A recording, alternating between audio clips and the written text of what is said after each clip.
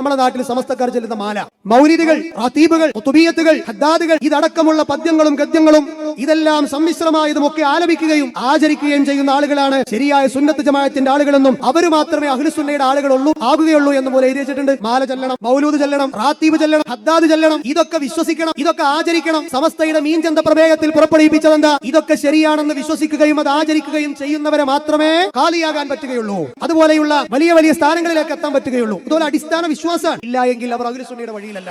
ഒന്ന് ഖുർആൻ പറഞ്ഞത്, നിങ്ങൾ ആരെയാണോ റബ്ബിന് പുറമെ നിങ്ങൾ തേടിക്കൊണ്ടിരിക്കുന്നത് അവർ ഇബാദുൻ അംസാലുക്കും, നിങ്ങളെ പോലെയുള്ള അടിമകളാണ്. ബദരീങ്ങളെ എന്ന് വിളിക്കുമ്പോൾ അവർ മനുഷ്യരാണ്, അവർക്ക് മുമ്പ് മനുഷ്യരുണ്ട്, എന്നാൽ അവർ സാധാരണ മനുഷ്യരല്ല.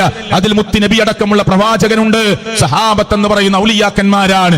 അവരെ നമ്മെ പോലെ സാധാരണ മനുഷ്യരായി എണ്ണുകയല്ല, പക്ഷെ അവർ അള്ളാഹുവിന്റെ അടിമകളാണ്. മുഹ്ദി ശൈഖ് എന്ന് വിളിക്കുമ്പോ മുഹ്ദി ശൈഖ് അള്ളാഹുവിന്റെ അടിമയാണ്. മമ്പറന്തങ്ങളെ എന്ന് വിളിക്കുമ്പോ അള്ളാഹുവിന്റെ അടിമയാണ്. അങ്ങ് തിരുവനന്തപുരത്തെ ഭീമാ ഉമ്മാച്ച എന്ന് വിളിക്കുമ്പോ, തൊട്ടുപ്പുറത്തെ കടുവാപ്പള്ളിയിലെ ശൈഖിനെ വിളിക്കുമ്പോ, ഇങ്ങ് കാസർഗോഡിലെ തോട്ടക്കണക്കിനുള്ള കബറുകൾ വരെ നീണ്ടു നിൽക്കുന്ന ഈ കേരളത്തിന്റെ ഒരതിർത്തിയിൽ നിന്ന് മറു അതിർത്തിയിലേക്ക് പോകുന്ന ഏതൊക്കെ സ്ഥലങ്ങളിൽ കെട്ടിപ്പൊക്കിയ മക്ബറുകൾ ഉണ്ടോ അവിടെയൊക്കെയുള്ള ശൈഖുമാരെ ബീവിമാരെ വിളിക്കുമ്പോ ഒരു കാര്യം ഖുർആൻ പറയുകയാണ്, ഇബാദുൻ അംസാലുക്കും, അവരൊക്കെ നിങ്ങളെ പോലെയുള്ള അടിമകളാണ്.